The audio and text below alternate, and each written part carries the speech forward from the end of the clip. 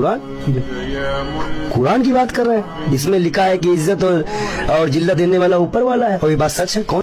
कुरान के ऊपर एक भी शब्द बर्दाश्त नहीं किया जाएगा, एक भी घटना नहीं की जाएगी। हाँ, ये और सभी नेताओं को हालैंड और स्वीडन का विरोध करना चाहिए, पर मुसलमान पठान में पागल हो चुके हैं, इसलिए जालिम बादशाह बैठा है। कुरान में लिखा है जब मुसलमान दीन इस्लाम से दूर हो जाएगा तो जालिम बादशाह बैठेगा, और नहीं बैठा हो तो बता दो। एक पंडित होके आप कुरान पढ़ रहे हैं और मुसलमान कुरान का तर्जुमा तक नहीं कर पा रहे हैं। तभी तो जाबे कहर नाजिल है। मुझे कल मालूम चला, मेरा खून खौल गया, रो दिया मैं, तड़प गया मैं। मुसलमानों को शर्म नहीं है भाई, इसीलिए तो उनकी ये हालत है। जवाब तुमको यहाँ नहीं देना है, जवाब तुमको ऊपर अल्लाह की बारगाह में देना है अपने।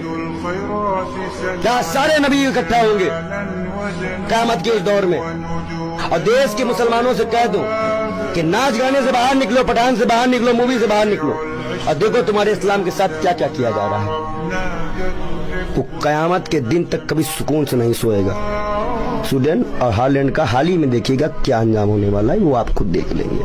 आज भी हमारे मुसलमान अगर अब न जागे तो इनका इससे बुरा हाल होने वाला है, ये नोट कर ले।